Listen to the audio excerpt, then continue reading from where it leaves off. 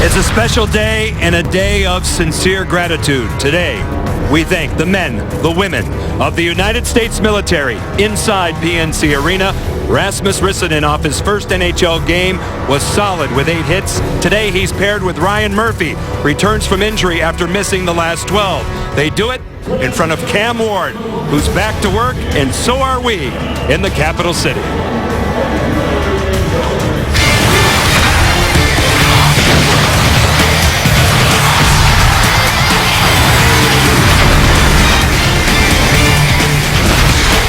Fox Sports Carolinas welcomes you inside PNC Arena. Final meeting of the season between the Carolina Hurricanes and the Edmonton Oilers.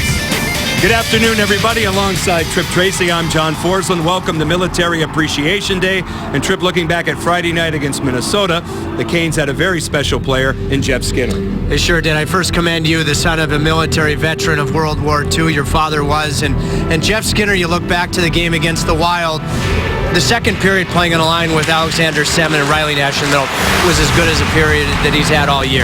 What did he do? Well, you see these chances come inside the dots. Those are grade A scoring chances. He hit the bar early in the period. His feet were moving. This playmaking pass that he made to Riley Nash to be able to undress Ryan Suter, and the only time the Hurricanes beat Devan Dubnyk was really encouraging to see.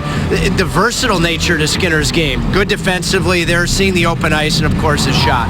Well, it's obvious Edmonton has had their challenges this season, but their young team is starting to spike a little bit, and the cornerstone young players are playing well. Yeah, they really are. 2 draft picks out of the Western Hockey League. Jordan Eberle leading the team in points. He, like Skinner, it's going to be fun to watch this afternoon. Who is able to have more penetration to the scoring areas? Ryan Nugent-Hopkins out of Red Deer in the Western League. He's growing into his body, so smart, really handling the chores as a low centerman on this Oiler club. Well, they stand for our freedom, and they do so united with great support from their families. We have an outstanding ceremony in honor of Military Appreciation Day from Raleigh, and it comes your way next. Capital City on a very special day. Let's go downstairs and join PA announcer Brian Hoyle. Ladies and gentlemen, please turn your attention to the ice as Sergeant Michael Rodzinski makes his way to center ice for tonight's Military Appreciation Ceremonial Puck Drop presented by Kangaroo Express. Sergeant Rodzinski has served in the United States military for 8 years and is a veteran of both Iraq and Afghanistan. He is a psychological operations specialist serving with Bravo Company, 8th Military Information Battalion, 4th Military Information Group. Joining Sergeant Rodzinski is Kangaroo Express Senior Vice President and Chief Merchandising Officer Boris Zelmanovich. Andrew Ferentz, Captain of the Edmonton Oilers, and Carolina Hurricanes Captain Eric Stahl. Please join Sergeant Rodzinski and Mr. Zelmanovich at center ice.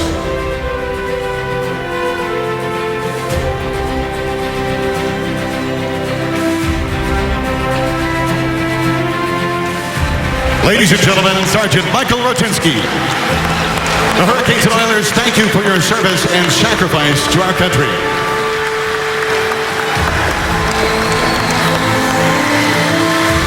Ladies and gentlemen, please rise. Kindly remove your caps and join us as we honor both nations represented today. First with the singing of "O Canada," as performed this afternoon by Amanda Bell. Oh, Canada, our home and native land, true patriot love in all thy sons command. With glowing hearts we see thee rise, the true north strong and free.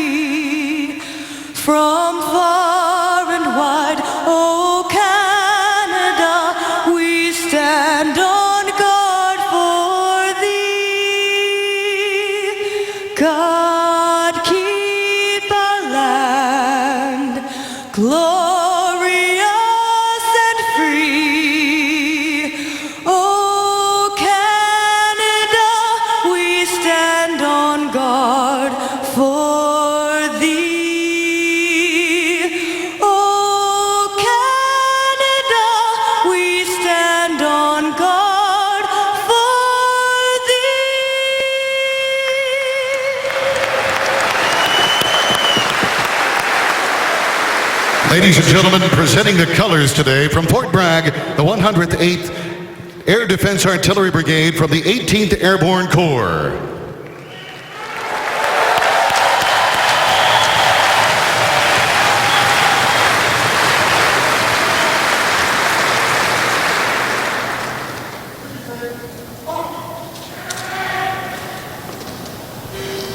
Please welcome the 82nd Airborne Division All-American Chorus, who will honor our country with the singing of the Star-Spangled Banner.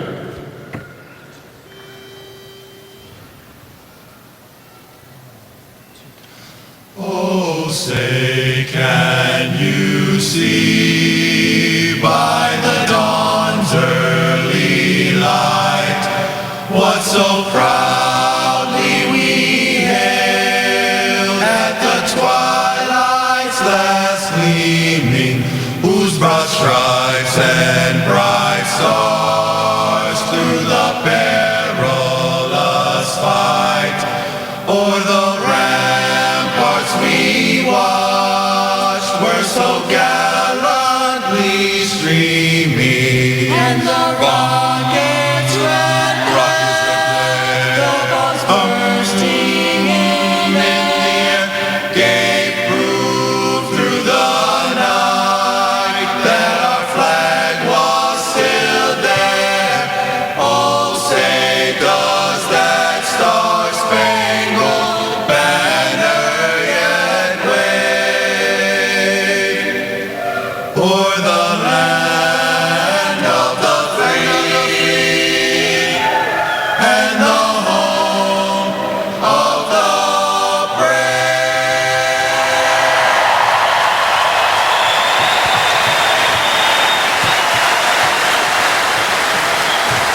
A wonderful day for all the right reasons. Today we broadcast on AFN, the American Forces Network, 175 countries aboard ships at sea too. They're watching around the world today in Europe, Asia, Africa, South America, and the Middle East. Welcome.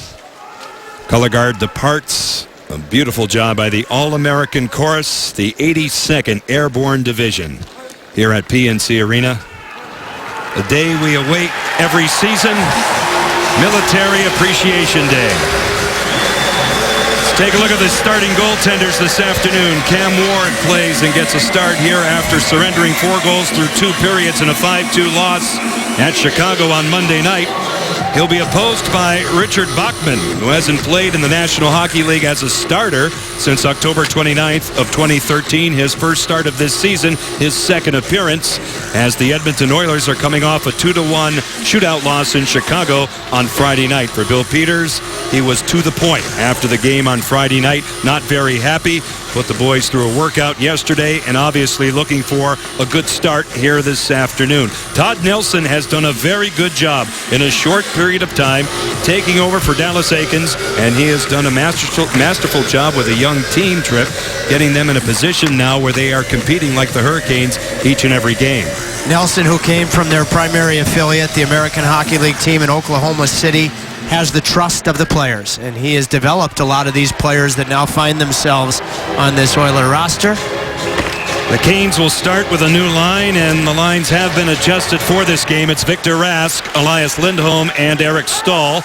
On defense, John Michael Lyles is paired with Mikhail Jordan. Sit back and enjoy this one. Carolina outfitted in their 3rd sweaters for this afternoon's play. Here's Eric Stahl moving up quickly for a shot denied by Richard Bachman out of the corner. Back to the point for Lyles. He'll punch it astray as it's loose at the top of your screen. Mikhail Jordan nullified by Nail Yakupov, who's playing well for Edmonton of late. And now Mark Fane will clear it out to center ice and all the way back. John, while we have a minute on this extremely special day, 13 months ago, the Hurricanes roster during the Olympic break, Eric Stahl was part of it, visited Fort Bragg, and they were welcomed by a late Special Forces Sergeant Mike Cathcart. He skated with the Hurricanes. He lost his life in action, the ultimate sacrifice, and win this one for Sergeant Cathcart. Well said. Justin Falk paired on defense with Ron Hainsey. They grind a cycle. Andre Nestrashil off the skate of Richard Bachman out of the corner. Jordan Stahl leaves it there, but does so, I believe, with a hand pass, so the face-off will come outside the line. Let's take a look at the Rex Express Care injuries and scratches. Rex Healthcare, chosen for excellence. Well, Chris Terry, a healthy extra, as is Brett Belmore. Jack Hillen did not skate yesterday, dinged up. We'll chart his progress, and great to see Ryan Murphy back in the lineup. You can tell Bill Peters has a twinkle in his eye for what he thinks Murphy can become. He wanted to wait until he was absolutely sure he was ready. And he has a great chance now in the final 19 games. Out to center ice, Matt Hendricks, picked off by the aforementioned Ryan Murphy. Rasmus Ristinen had 8 hits in his NHL debut here on Friday night. Jeff Skinner attempting to get it deep, and Hendricks, the veteran, back to play it. Pressured on the forecheck by Carolina's Riley Nash. Out of the corner, Justin Schultz turned it over. Skinner's shot hung on to by Richard Bachman. Well, when we get to our game keys early in this one of the keys is going to be 2 smaller wingers that have to get to the middle of the ice, the inside portion of the 2 dots, to be successful, and Skinner does so. The other is going to be Eberle on the Edmonton side. We talked about him in the open. Skinner stick on the ice, anticipates the turnover. Bachman, good early save. Off the draw, Ron Hainsey at the point will cushion it along the boards for Nathan Gerby. Inside, Andre Nestrashil, who has 5 assists in his last 4 games. It comes in on Jordan Stahl. He's flushed out by Andrew Ference, the Edmonton captain. A handoff, Nestrashil this way, Hainsey. His shot fought off by Bachman. Loose out in front. Jordan Stahl got after it, but the Oilers will survive as they get it back out to center ice. Jordan Eberle walks in and shoots it past Cam Ward. Jordan Stahl back the other way. Marshall 2-on-1 with Nathan Gerby. Keith Hawley getting back on defense. It's rejected by Andrew Ference, and the Oilers get it out. Well, Hainsey jumps down as the weak side defenseman for a nice chance, and then Eberle, you see Skinner had the penetration on his first shift, and there Jordan Eberle did the same for Edmonton's first good look. Mark Fane back in his own zone through center ice. Unattainable that time for Luke Gazdic. Comes all the way back in. Icing is called here against Edmonton. Rasmus Ristinen and Ryan Murphy have played together in Charlotte. He was physical Friday night. I thought you noticed that part of his game. And I thought he was solid. Bill Peters, obviously thought it was a tough performance. He made one systematic mistake on the first Minnesota goal. John Michael Lyles now, a handoff here for Elias Lindholm. Out to center ice. It's loose, broken up there at the defense by Martin Marincin. It comes all the way back in. Top of your screen, Gazdic had it, lost it, tied up by Mikhail Jordan. Out of the corner, Luke Gazdic now controlling back to the point. Marincin shot, glances past Cam Ward. Fished along by Eric Stahl. Good pressure on a pinch by Mark Fane as it skips out. Marincin now will trap the zone, and getting to it is Mikhail Jordan. That Marincin shot, the Slovak defenseman hits something and just grazed Cam Ward's glove side pad. Carolina gets a line change. They roll it in. The Canes looking for their 15th win of the season on home ice, 25th overall. Second game of a 5-game homestand as it glances again past Cam Ward. Loose out in front. Getting to it this way, Brad Malone back in the lineup today. Justin Falk away now for Patrick Dwyer in his 400th game, denied by Richard Bachman. Out of the corner, getting to it is Jay McClement. Little support from Dwyer out of the 4-man scrum. Oscar Klefbom is there for Edmonton. He had a great game in Chicago on Friday night. The veteran Derek Roy is pressured on the forecheck as you see it up close along the boards. Brad Malone goes to work. Malone on Derek Roy. Peppered again on the way back that time. Justin Schultz back to the point. Played outside the line here by Ron Hainsey. Klefbom was awesome in Chicago the other night. He's going to be a good one. The Oiler defenseman with the most all-around promise. 7 shots in the game. Rasmus Ristinen, a shot nullified on the way through. Out of the corner. Klefbom stolen by Alex Semin. Good pass, but it handcuffs Ryan Murphy, and away goes Teddy Purcell. Purcell over the line. Walks in on Ward, and he's thwarted on the way through by Ryan Murphy. Back to the point. Ryan Nugent-Hopkins, Matt Hendricks goes to work. Hendricks along the boards now for Teddy Purcell. Purcell in tight, a good shift. It's a late man right off the goalpost on a line change. As they came in very quickly that time, it was Ryan Hamilton. Back out to center ice. Riley Nash in control over the line. Semin, he'll cut. Alex Simmons' pass deflects off a skate. Played there at the defense as the Oilers attempt to get it out. Turning back here as it was batted down with a high stick. we get a stoppage of play. Coors Light. Cold Hard Facts, our first installment today. We'll take a look at the debut for Rasmus Rissanen. Well, he just did have a very nice supported play as Purcell gained an inside step on Murphy.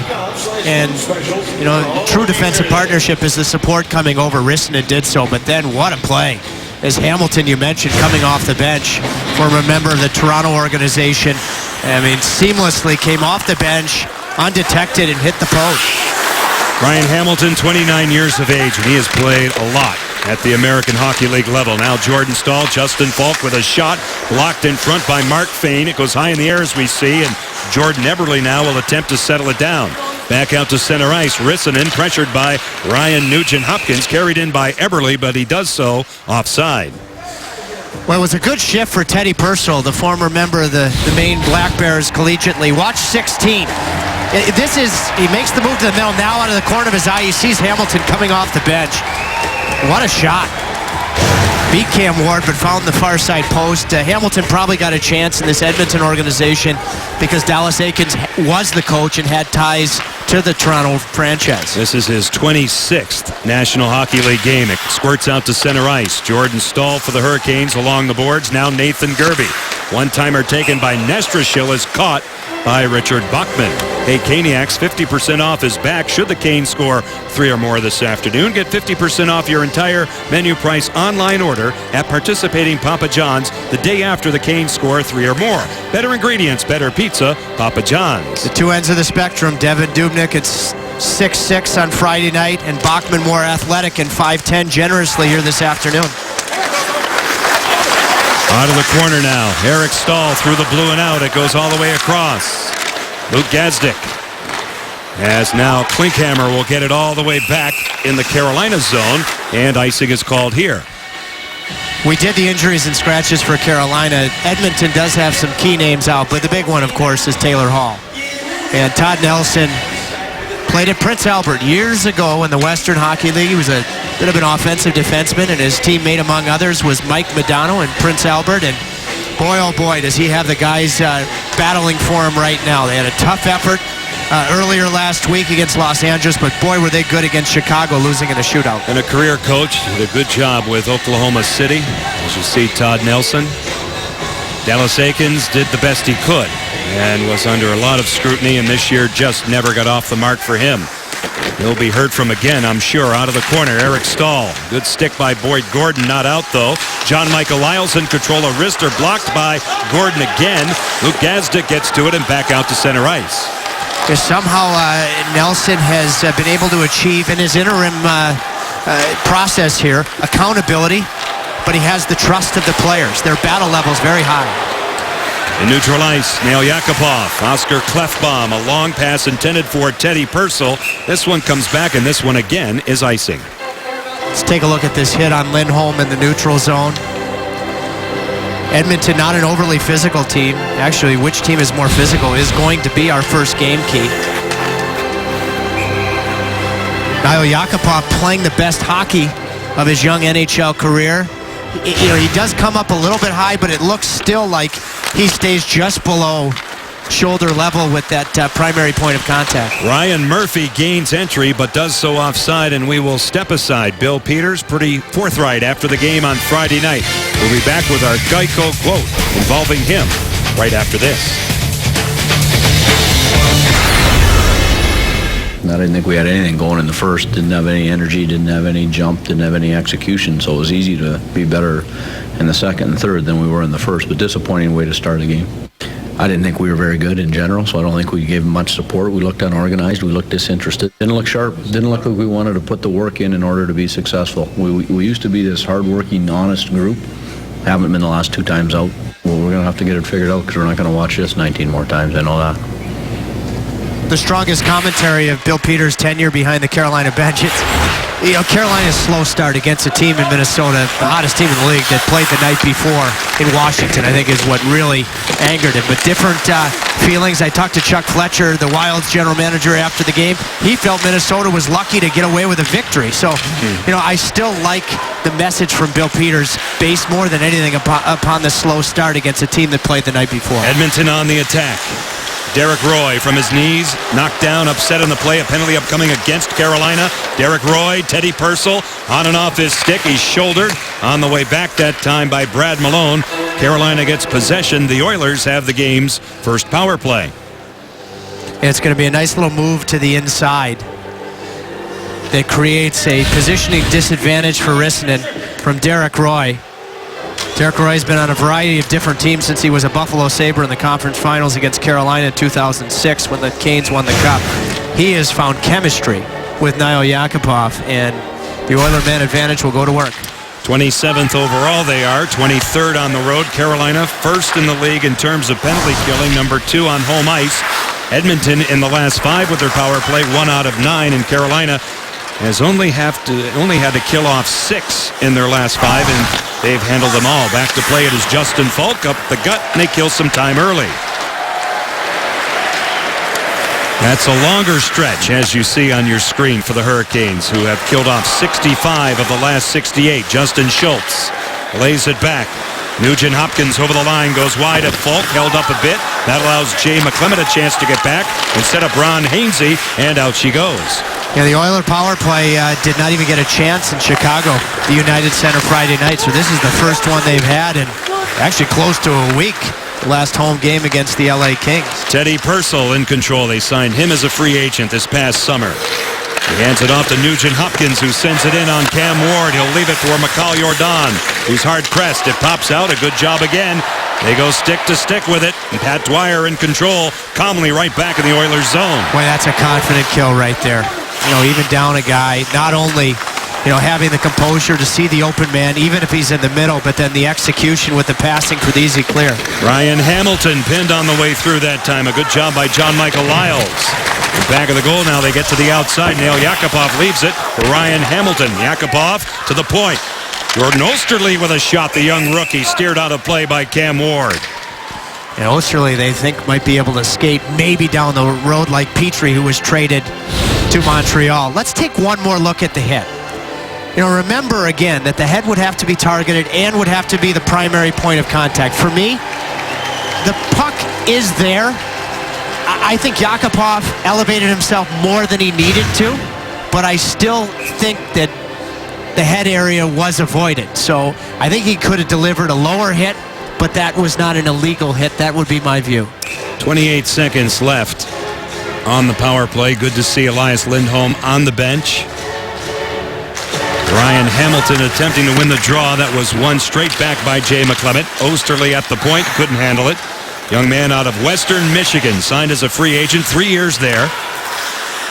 Grew up in Dearborn Heights, Michigan. Now in control, Derek Roy. He'll wind it up. At the line, he hands it off. Oscar Klefbom carries in, but it's offside. Let's take a look at the Storm Tracker, our game keys this afternoon. Well, watching the ultra-talented Chicago Blackhawks, who were outplayed by Edmonton for a good percentage of the game Friday, it's because they weren't physical enough. That's going to be something that the Hurricanes are going to want to be. Ward just had his 500th appearance. Bachman has just 39 minutes coming into this game. And then you look at the two wingers that need penetration to be successful. The talent level of both Skinner and Eberle. Bachman relieved Victor Faust on February 16th for his minutes at this level this season. Osterley now in the corner goes down as he was run into that time, and a good job on defense by Mikhail Jordan. Edmonton had one shot with an unsuccessful power play. It's carried here by Teddy Purcell. He's right in. He'll turn to the outside. Osterley shot. Fought off by Cam Ward. Rebound off the goalpost by Nail Yakupov. Yakupov in control, denied by Eric Stahl, who moves it back out. Here's Elias Lindholm. He goes to work on Martin Marincin, who makes the steal and dumps it out. Well, we thought the Stahls would be apart. They're back on the ice together here. It might be just because it's the end of a power play, and neither one of them is killing penalties. We'll have to watch and see if that continues. Out to center ice, on and off the stick of Matt Hendricks. Carolina goes D to D. Rasmus Rissanen through center, picked off momentarily by Boyd Gordon, and let go for Marincin. Headman pass for Matt Hendricks. He'll fling it deep in back of Cam Ward. Gordon on the gallop out of the corner. Hard-pressed in back of the goal that time was Victor Rask. It's loose. Jeff Skinner along the wall and back out. A good play. Heading to it is Rob Klinkhammer. He'll go cross corner. Remember the nice pass that Skinner had to beat Suter and score a goal the other night was started with a good defensive play. Out of the corner. Up top now, Osterley. Attempts a pass for Matt Hendricks out of that four-man scrum. Good work by Hendricks. A steal, though, by Carolina's Ryan Murphy. Rissanen will chug out to center. Rasmus Rissanen, his pass cut off by Jordan Eberle. Nugent Hopkins over the line, bears in. His shot, he scores! Ryan Nugent Hopkins, 1-0, Edmonton.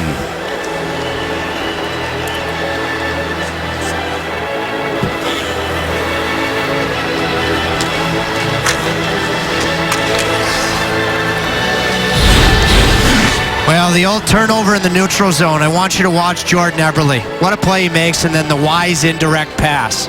Stick on the ice, indirects it off the boards. Nugent Hopkins decoys enough to threaten the pass across. And this is a Red Deer Rebel beating a Red Deer Rebel far side. Both players coming out of that Brent Sutter-owned franchise. Nugent Hopkins with a well-placed laser to beat Cam Ward, but it was all about, for me, what Eberle did in the middle of the ice. Boy, he fooled Cam Ward with that one. His 17th goal of the season. Ryan Nugent Hopkins, who was the first overall pick in 2011. And Edmonton off first. Over the line now, they cross in the person of Andre Nestrashil. He goes to the corner through the goal crease of Bachman. Nathan Gerby off the pad of Richard Bachman. Jordan Eberle gets the assist. The goal comes at 10:19. Eberle had 2 goals against Carolina, October 24th in the only meeting, won by the Oilers in Edmonton 6-3. Jordan Staal well wide. Top of your screen now, Justin Falk. Inside for Andre Nestrashil over his stick. As you see it from the corner, Justin Schultz pummeled by Nathan Gerby. Jordan Staal, good pass. Ron Hainsey, here it comes off a body. Blocked by Nestrashil, gained by Ryan Hamilton, and dumped out. Carolina now transitions again. Jordan Staal out in front, rejected by Boyd Gordon on the back check. A lead pass angled off the wall by Klinkhammer and accepted by John Michael Lyles. We've seen him with three teams this the year, Colonel. haven't we? Yeah, the Colonel's been all over. Good to see the Colonel on Military Appreciation Day, but he really has been well-traveled. A steal going down. Patrick Dwyer, and Carolina will get to a power play when we come back. That will delight Carolina assistant coach Steve Smith. He will be with Chantel McCabe on the other side of this break. Edmonton's Luke Gazdic in the penalty box here. Trip. He goes off for an infraction. 11:40 gone in the period. Carolina gets the power play. Well, you mentioned Dwyer. Watch the right side of your screen, playing his 400th game. He creates this, just like Roy did. You know, by a nice, energetic move to the middle of the ice. Todd Nelson's team will be shorthanded. Andre Nestrashil would be the key guy here. There he is wearing 15. Smaller goaltender, need a net front presence. Edmonton on the kill, number 26, but pretty good on the road at number 11, Carolina. Checking in at 13th best with their power play, and also number 11 on home ice. Nestrashil along the wall, double team. Peppered by Martin Marincin. It comes back. Here's Mark Fane. He'll hammer one. Held in by Falk. Gained by Matt Hendricks. And away they go. Too bad. That was a good keep from Falk. You know, Bill Peters had his animated comments about Friday against Minnesota. Falk was a plus player in 24 minutes of ice time. Carolina 4 for 21, the last 5 of the power play. Edmonton has scored 4 shorthanded goals, and all of those have occurred on the road. Justin Falk now ahead of Teddy Purcell. Here's Elias Lindholm. Good defense by Oscar Klefbom. Back out to center ice. Here's Purcell. His shot stopped by Ward, and the rebound controlled by Justin Falk. Just have to love Klefbom, and Purcell's had a good start. Klefbom won a World Junior gold medal when they did so in Calgary. Over the line now, Victor Rask to the outside of Klefbom. Left there, Boyd Gordon pressured, turning. Rask in control through the slot. Alex Semin back to the point. John Michael Lyles. Rask, now Semin. He'll set up shop. Semin holding onto it, delaying. Inside it goes, around the clock and back out. The pass from Jeff Skinner. Lyles races across, furthered by Rask. Skinner in back of the goal, he'll dance. This way it's Semin out in front, off the stick. Skinner, what a stop by Bachman. Should the Canes score in the power play today, all Caniacs who say the winning phrase receive a free Bowberry biscuit from participating Bojangles. That's tomorrow morning. Bojangles, it's bow time. Skinner may have caught a little piece at the outside of the net here on Bachman. Can't quite tell. It catches the outer portion of the net. One thing you do know, originally a Dallas Star draft pick, Richard Bachman is quick. Not big, though. for goaltenders these days. Now, in the slot, great save by Bachman. The opportunity in the dead slot for Alex Semin. And Semin earlier had a chance to shoot the puck, especially against a smaller 5'10" goalie. I'd love to see him fired. No hesitation there. Bachman has had a nice start. Final push in the power play for the Canes. Here comes Ryan Murphy. Now Jordan Stahl holding onto it. Good pass. Semin with a shot. Blocked by Martin Marincin. They go to the corner. Alex Semin working hard, getting back up. Semin along the boards, pinned by Marincin, getting help from Jordan Stahl. It kicks around. Jordan in control. Gazdik's out of the penalty box. Semin's pass for Skinner. Look out! Bachman got a skate to it. What a scoring chance for the Hurricanes at the expiration of the power play as Luke Gazdik will attempt to get it out. Skinner on the attack. Working Mark Fane. He stays with it, and they go to the corner. Rally for it. Loose as it kicks around and pops out. Loose as we see and hunted down here by Mark Fane. It would have been interesting if Hurricanes had scored there. Jordan Stahl, I thought, touched that puck offsides. Jeff Skinner now moves it in. Justin Schultz is back on it.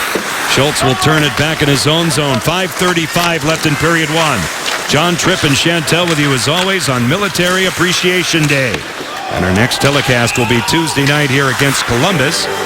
Icing is called here, and we'll swing it back.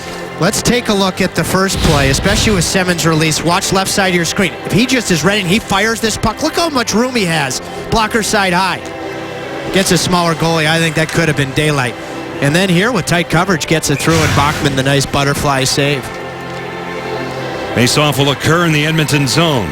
Shots are now 8-5 Carolina as we see off the draw. Eberle from the corner. Lays it back for Schultz. They move it along now, and in control here is Keith Aulley, and his last goal came a couple of years ago in this building as a member of the Toronto Maple Leafs. It comes all the way back in. Justin Falk out of the corner, a quick up. Handcuffing the winger Brad Malone, but back out, and Keith Aulley will dump it right back in the Carolina zone. 15 minutes gone in period one. And again, our game against Columbus will start on Tuesday night with Hurricanes live right here at 6:30. Justin Falk, a slow roller in on Bachman, and no further play. 4:54 left to go in the opening period, just underway. Edmonton with an early 1-0 lead. Back in the first, it's 1-0 Oilers. On the first Oilers goal, Rasmus Ristinen had a turnover in the neutral zone. I talked to assistant coach Steve Smith about recovering from a mistake as a young defenseman. He says you just got to keep pushing through it. You got to keep skating. He said he's skating very well today. He played his first NHL game on Friday. In 16 minutes, he had 8 hits. He led the team in that regard. He told me afterward. He surprised himself with how many hits he served. 240 AHL games logged before his NHL debut. His parents flew all the way from Finland for the debut. Tons of support from his other family and friends, including a former GM of his junior team who reached out to him, and he said that was a really special time to be able to hear from somebody he hasn't talked to in quite a while. Guys? Now he'll play against his junior coach if he plays Tuesday against Columbus. It's Craig Hartsburg. It's part of Todd Richards' very fine staff with the Blue Jackets. And boy, the defenseman they had in Everett, Ristinen, but Radko Gudas, who I really like, and Ryan Murray, who's a Blue Jacket first-round pick who's faced some injury problems. Boy, has he ever. That poor kid never got off the mark this season. A good defenseman, maybe their best defenseman. They played with an assortment of injuries all season. It comes all the way back in the Carolina zone. Icing is called. Just about 16 minutes gone in period one. Well, I'll just say this. Steve Smith, the former Stanley Cup winning defenseman in Edmonton, one of the reasons he thinks that Justin Falk is going to be a star is because he forgets about a mistake the minute it happens. And, that's the challenge here for Ristinen. Tough turnover. Eberle makes a great play on the only goal of the afternoon. Forget about it. A lot of game left. Well, you have to be reinforced, too, as a young player. Be allowed to get back out there, and that is the game plan, to give players like Ristinen, Ryan Murphy, Mikhail Jordan, all kinds of opportunity here down the stretch. Yeah, and Murphy actually is the elder skatesman on that defensive pairing today. So maybe we'll talk to Murphy between periods and ask him how he's trying to help him along. Ryan Nugent-Hopkins has the game's only goal. It came at 10:19, set up by Jordan Eberle. And the Oilers with an early 1-0 lead. They play at Detroit tomorrow night. It rolls in on Cam Ward, who hesitates, gets back, and look out of the corner. John Michael Lyles attempting to dump it out, brought in offside, and we get a stoppage of play. John, I spoke to both Brent Sutter and Merrick Sutter, Brandon's brother, about Nugent Hopkins and what he did in Red Deer. And Brent Sutter was just raving about the type of person he is. He thinks he's just growing into his body. And Merrick, Brandon's brother, went on to tell me later this week it will be Ryan Nugent Hopkins bobblehead night in Red Deer.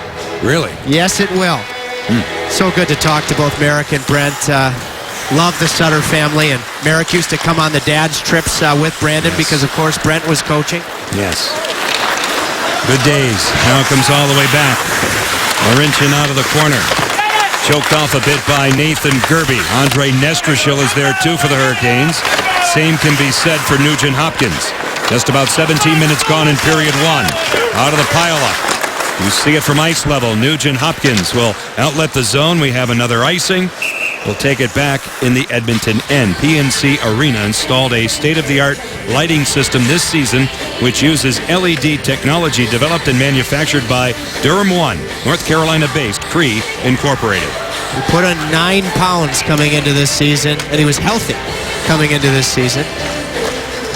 Nathan Gerby inside for Nestrashil. Look out! And it's shut down by Richard Bachman. A testing little backhander from a tough angle. He nearly, Nestrashil caught Bachman trying to get a head start on a pass. Yep. And by the way, the Edmonton Oilers and the Buffalo Sabres, when I looked this morning, are the only teams in the NHL that don't have a goalie with a save percentage over 90%. Now, some of that is they need better goaltending. Some is the quality of chances they're giving up. But the only teams that have sub-900 save percentages across the board. They're ranked 27th in that regard coming in. Ryan Murphy in control. Wristing one off a body. A good block by Boyd Gordon. The Oilers attempt to get it out. Murphy in control this way. It's Eric Stahl. His shot fended off by Bachman, and it goes out of play. He headed that. And just to give you an example, Lindy Ruff, when he comes in here Thursday, I watched Dallas play last night where Bachman originally was. I mean, their goaltending has been a huge problem. But still, Kari Lehtinen, his save percentage is over 90%. So it's such a rarity to have all of your goaltenders under that. Here, Bachman, who continues to play a fine first period, looks like he could be playing in the Champions League football or soccer, however you want to call it. Ben Scrivens was outstanding in Chicago on Friday night, getting the night or the day off here. Justin Schultz now back for Hendricks, denied by Ryan Murphy and back out. But Scrivens is the likely starter tomorrow night in Motown. Now Eric Stahl with a shot blocked. Again, Boyd Gordon. Now it goes deep. Justin Schultz in control.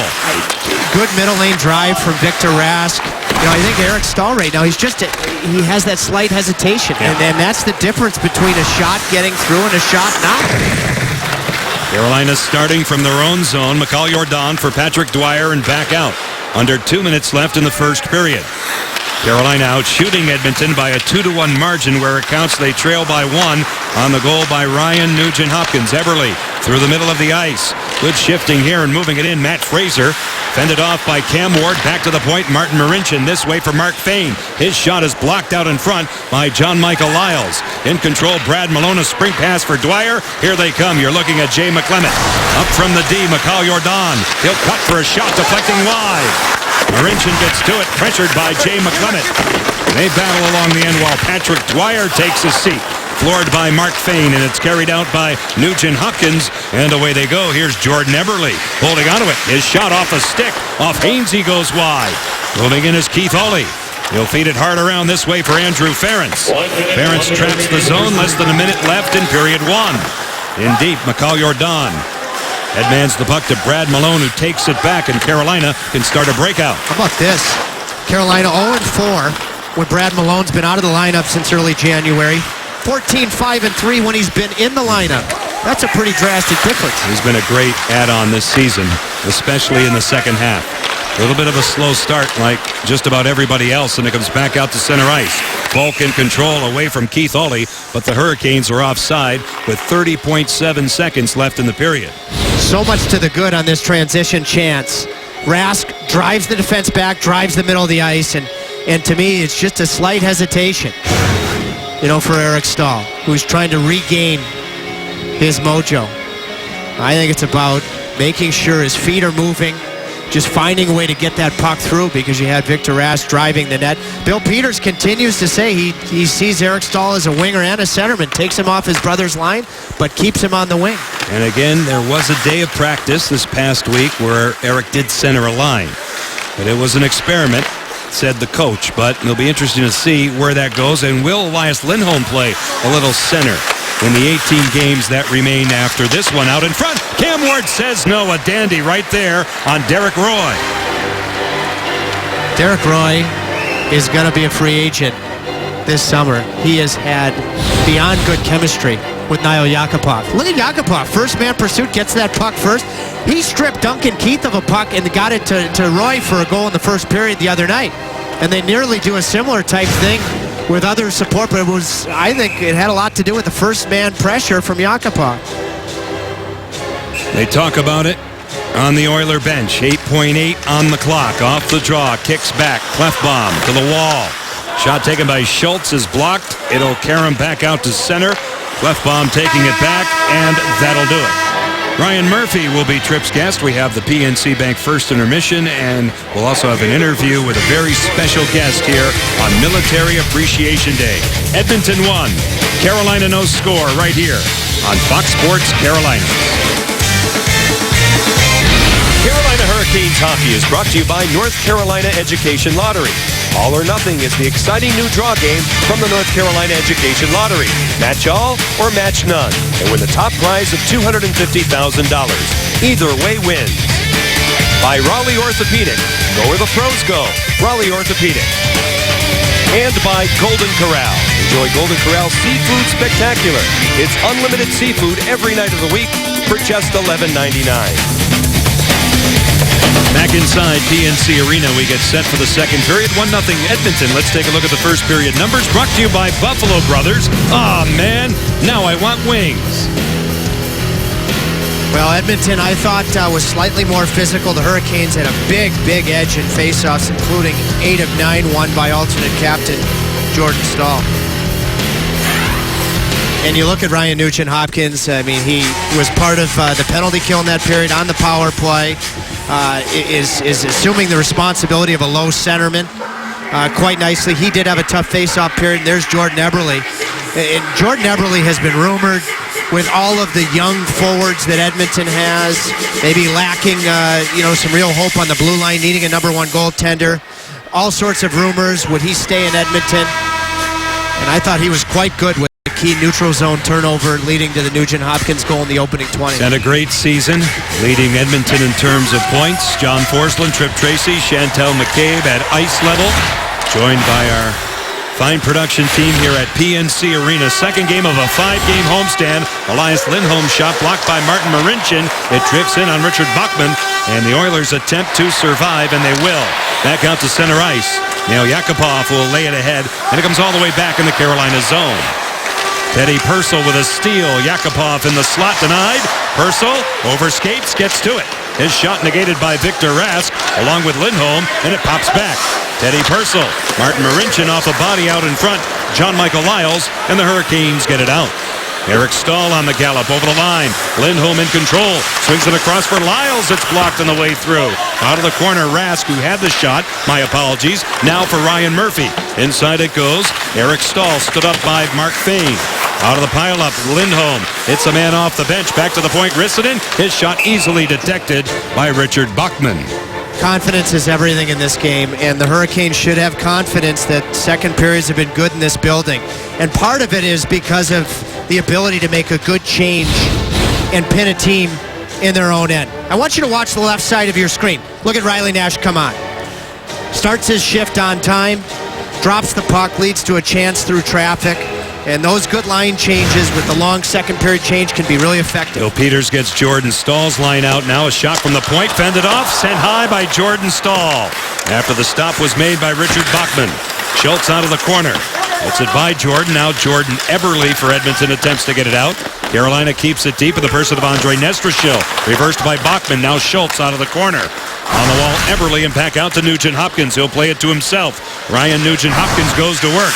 He'll circle in back of Cam Ward. Take it to the outside. Inside it goes. Matt Hendricks was held up by Justin Falk. Ron Hainsey eluding Nathan Gerbe. It comes all the way back, and this is icing. Jordan Staal playing on a line that it'll be interesting to see, if they stick together with Nestrashil and Gerbe, and if they become a checking line. He played one shift with Eric in the first period, and I wondered if Bill Peters was juggling his lines again, but no, it was just putting them together at the end of a penalty kill because they both don't kill penalties. Jordan will kill penalties again at some point. Jordan Staal is opposed by Boyd Gordon on the faceoff, accepted here by Justin Falk. Right on the tape of Jordan Staal. A lead pass, Gerbe's in. Nathan Gerbe walks in for a shot, denied, and Bachman holds on. Jordan had everybody in the building, with the exception of Nathan Gerbe, thinking he was going to dump this puck in. Had to stay on after icing. And I'm not sure exactly when he decided to saucer this to Nathan Gerbe, and it led to a heck of a chance. Heck of a chance. Marincin certainly thought that was going to be a dump-in. Now the puck comes back to Alexander Semin, broken up at the defense that time by Keith Aulley. Out of the corner, Semin attempts a pass. Skinner on Gordon, and now Andrew Ference. The former Boston Bruin back out. Intercepted by Carolina's Ryan Murphy. His first game back after missing 12 with injury. It comes all the way back. That was actually Clefbaum that was fooled by Jordan Staal, not Marincin. My apologies, and that's even more of a compliment for the good young defenseman to be exposed like that. Rob Klinkhammer on the off wing. Ryan Murphy back for the Hurricanes. He'll circle. Angle it along the wall for Alexander Semin to give back, and out they come. Rissanen now to an open corner. Getting to it, it's slammed out by Keith Aulley. Back out to the center zone and played here by Mikhail Jordan. Just about 3 minutes gone in the second period. Canes will see the Columbus Blue Jackets here on Tuesday night as the homestand continues, with that being the third of 5. Matt Hendricks through center, bouncing one off the blocker of Cam Ward. Out of the corner, Matt Fraser gets after it for Edmonton. Broken up by Jordan. Loose and back out to neutral ice, and there's Justin Schultz. He'll feed it all the way back. Boy, just a few years ago out of Wisconsin, he became a free agent. Weird sequence of events that everybody in the world wanted Justin Schultz's services. All 30 were after him, no doubt. Now Fraser along the board, stood up. He was a waiver claim by Edmonton in late December. Now McClement along the boards for Patrick Dwyer. Cross ice pass, racing up here is John Michael Lyles. He'll scale it in. Hard around it goes. Dwyer gives chase. Loose. Fraser knocks it down. He's peppered by Dwyer. It's loose. It kicks around. Fed across, but nobody home by Brad Malone. Picked off by Ryan Hamilton, and out they go. I think Schultz is still very, very high risk. You know, he creates offensively, but really has to work on the defensive side of his game of when and when not to go. Marincin paired on defense with Mark Fane. Marincin, a steal. Elias Lindholm for the Hurricanes goes to work out in front. Defended by Mark Fane. He'll move it. Eric Staal gets to it, top of your screen. He'll send it deep along the dasher now. It's played here by Victor Rask. Elias Lindholm in control, holding onto it. Staal had the stick cocked and ready. Back it goes. Rissanen with a shot. It goes wide. Loose along the boards.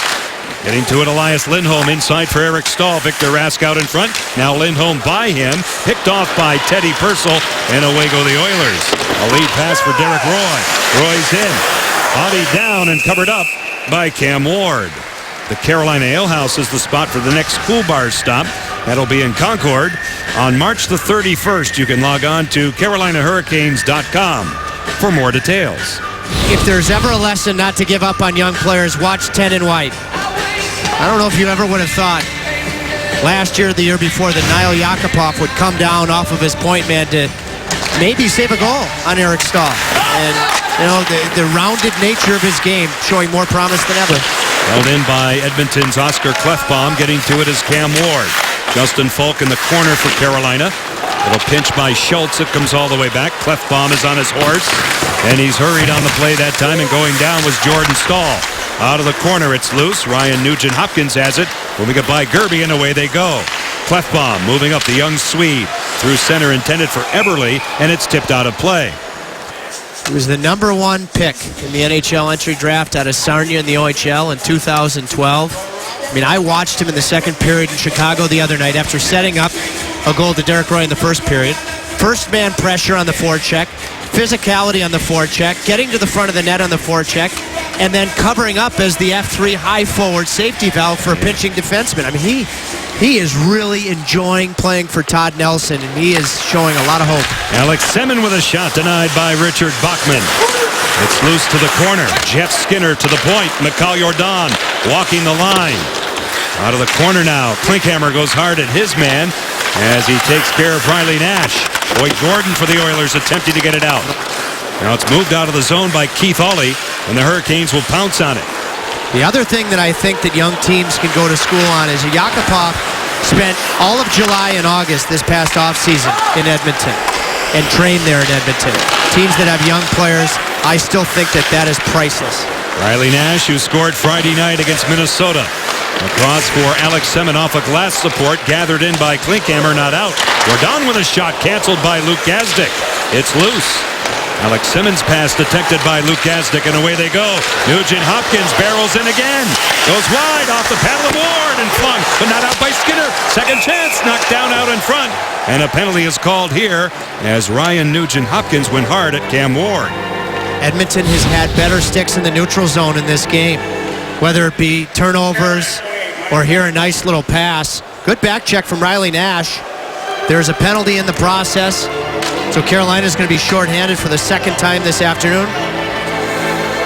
And actually, during the delayed sequence, as you saw the Semin hook, that puck actually hit Semin's tape and I think redirected on Cam Ward for a bit of a tester. Yeah, it was. So Semin gone here for hooking. Second power play this afternoon for Edmonton. 5:55 is the time of it. As you see, Edmonton had one shot with power play chance number one, Ron Hainsey. Wristing it out early. Jordan Eberle on 1 point. Justin Schultz on the other side for Todd Nelson. Teddy Purcell, Boyd Gordon, and Ryan Nugent Hopkins up front. Schultz will quarterback. He'll lift it ahead to the corner. Eberle is in first off a stick. This way, Justin Schultz, Teddy Purcell there too. It's loose. Justin Folk for the Hurricanes. Tries to move it off the stick of Dwyer, and away he goes. Short-handed. Patrick Dwyer walks in, denied by Richard Bachman. Dwyer has had jump here this afternoon in both periods. With a button hook, Eberle, Nugent Hopkins through the slot. Teddy Purcell to the outside for Schultz. Eberle, Schultz play catch. Around the clock it goes. In control, a tip out in front. Eberle scores! Jordan Eberle had an easy mark, and he makes it 2-0 Edmonton.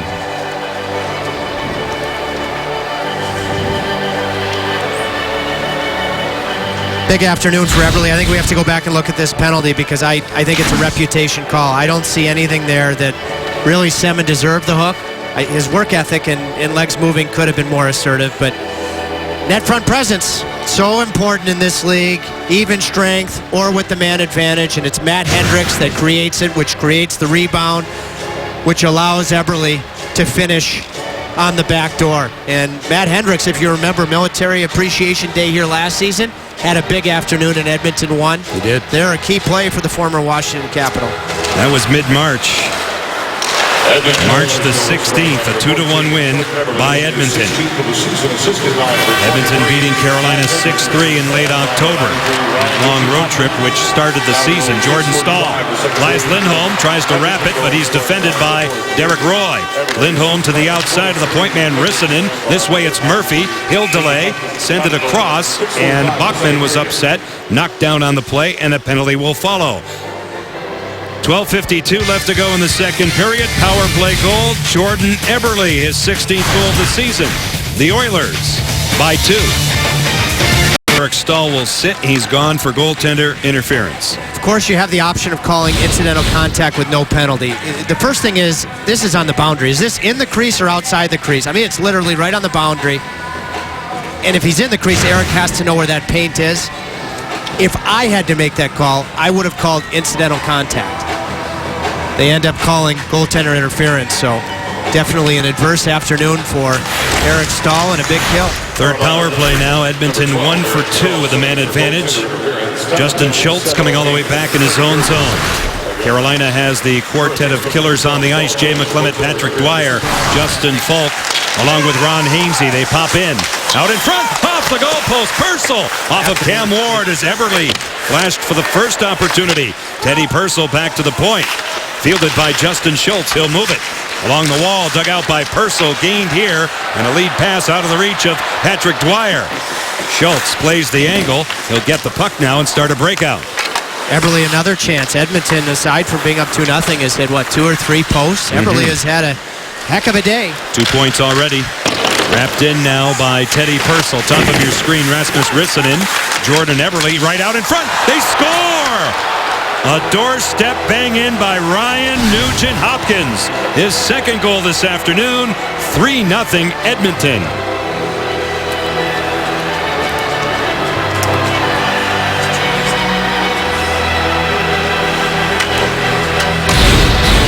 Much too easy of a pass to the front of the net.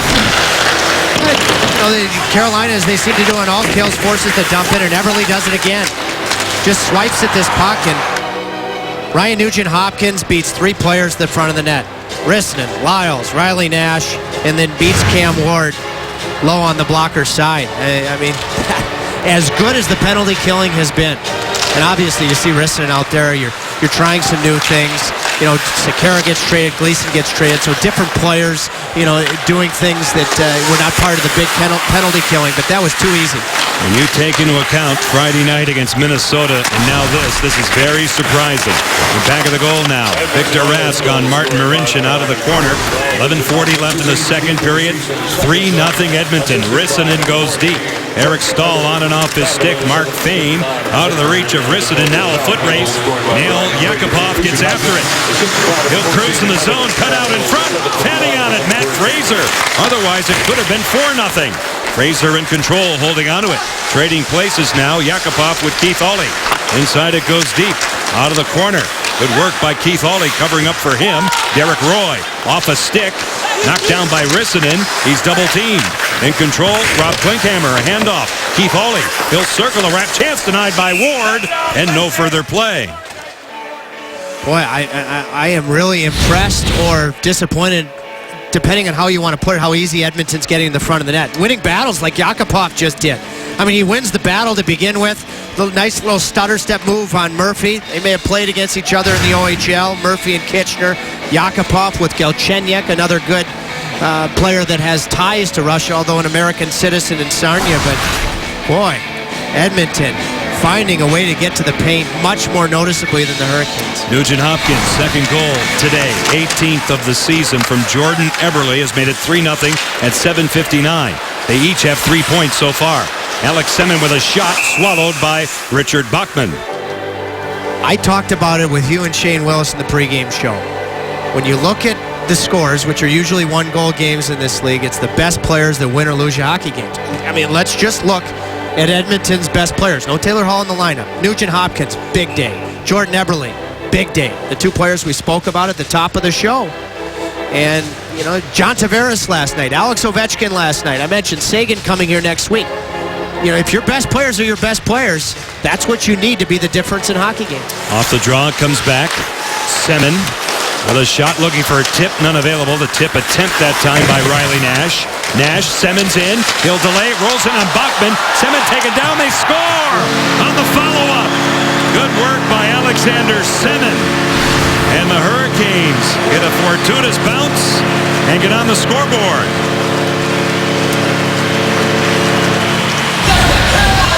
Well, you hope this is a leadership moment for Semin. There he is, right side of your screen. Takes a penalty. Earlier in this period, leads to a power play goal. And then drives the front of the net. Riley Nash just got beat to the front of the net on the most recent Edmonton goal. Gets it to Semin, and then what a play with his stick on the delayed penalty sequence. That is a highlight reel goal. Semin never gave up on the play. Never gave up on the play. That's probably as good of an individual effort as he's had as a Hurricane. Maybe that'll be a moment for him. He combed it in with John Michael Lyles coming in from the backside as Bachman will hang on to that shot taken by Ryan Murphy, but outstretched along the ice. Alexander Semin picks up his 4th. Boy, I mean, you never know, because every day's a clean slate. Could this be the type of moment that is a galvanizing moment for Alex Semin? He had drawn the penalty off of the nice feed from Nash, and then, in earnest, a highlight reel goal. 10:23 left to go in the second period. Back out it comes. Riley Nash, Mikhail Jordan get the assist on that goal by Semin. He looked like he even surprised himself from his reaction on the bench. Along the boards now, Boyd Gordon gets to it. He'll move it back out. Ryan Hamilton for the Oilers, moving it by Rasmus Rissanen. Matt Fraser coming in. Ryan Murphy is on him. Halfway through the game, Hamilton back to the point. Jordan Osterley now goes inside for Hamilton. He's sealed off in back of the goal. As they battle in back of Cam Ward now, Hamilton to the outside. Rissanen guarding him. Matt Fraser winds up a cycle. Nugent Hopkins had his pocket picked by Jeff Skinner. Skinner working hard against Nugent Hopkins. They jam as we see in front of that Edmonton bench. Skinner hacking at one, back out to center with 9:33 left to go in period 2. Rissanen coming back for Carolina. Along the wall, Semin pressured by Oscar Klefbom. Everly, quick hitter, Hendricks denied, and Cam Ward will cover up. 9:21 left to go in the second period. Alex Semin with an undying will never gave up on this opportunity. He makes it 3-1. Edmonton. Here the family of Mike Roth, our director, enjoying the afternoon matchup here between the Oilers and the Hurricanes. You know, you can renew or purchase season tickets for next season right now. Win some great prizes. The Canes are giving away 30 prizes in 30 days now through April 4th. Prizes include a trip with the team, autographed jerseys and sticks, a trip to the 2015 NHL Draft, lunch with Ron Francis, and much more. So, the earlier you renew, the better. For prizes and for eligibility qualifications, visit CarolinaHurricanes.com/tickets for more info. Did you know our season director, Mike Roth, this is a true story, went to Rome this past summer and actually, with his family, and wore a toga? I didn't know that. Yeah, in 2014 at the time. Well, that's why I call him toga, because he went there 2014 and decided that he was back with Russell Crowe in the Gladiator and wore a toga. I'm glad you cleared that up. You call this guy toga all the time, and I'm scratching what hair is left as we get a stoppage of play here with 8:54 left in the second period.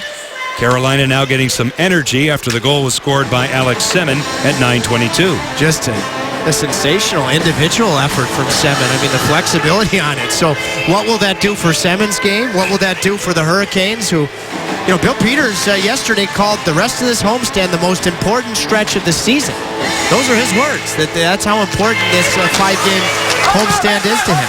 There have been very few where effort has been questioned in this long run, and the last two haven't quite been right for the coach. And this one so far, and there is time to dig out, hasn't been a masterpiece. Now Ron Hainsey back out to center ice. Carolina on the attack. It's Nestrashil for Jordan, just wide. Jordan Stahl right out in front. Now it's loose. They get to it. Yakupov looking for Teddy Purcell. Carolina's Jordan Stahl will trap the zone. He goes to work. Stahl out of the corner, holding onto it. Jordan Stahl out in front, turning. Nestrashil. It goes high over the top of Backman. Played here by Derek Roy. Roy to the outside of Nathan Gerby. Out of that corner now. Derek Roy in control. He goes down. Teddy Purcell helps it out of the zone. Nail Yakupov will go to work on Rissanen. Moving in on the young Carolina defenseman. Yakupov holding onto it now to the outside of him. They'll lay it along in a cycle. A steal by Andre Nestrashil and back out. Hurricanes have started to have their defense join the rush in the right way. Here's Eric Stahl out in front.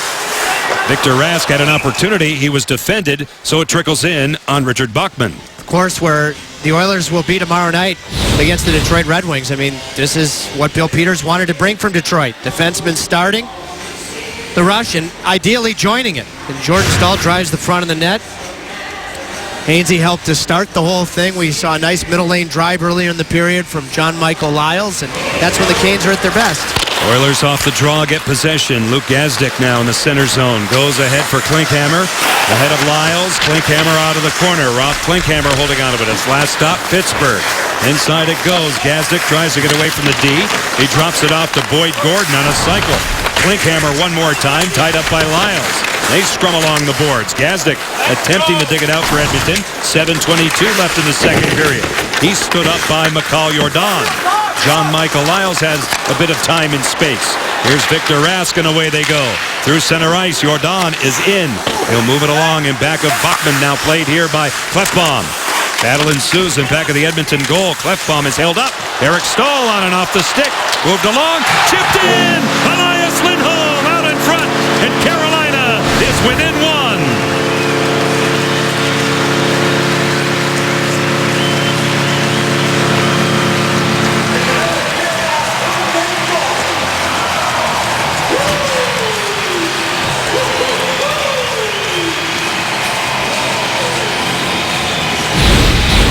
Second period line change. Just watch this area right here. Talk about the defenseman being apart.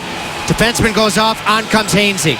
Stahl actually right in the hash marks is going to be well defended, but here comes Ron Hainsey. We saw Nash do it earlier in the period. Starts his shift on time without that aggressive nature to Ron's game, and the good look and Lindholm getting to the front of the net. Carolina doesn't score. 12th goal of the season for Elias Lindholm. Ron Hainsey and Eric Stahl should get the assists on the goal, which has brought the crowd to life and has the Canes within one.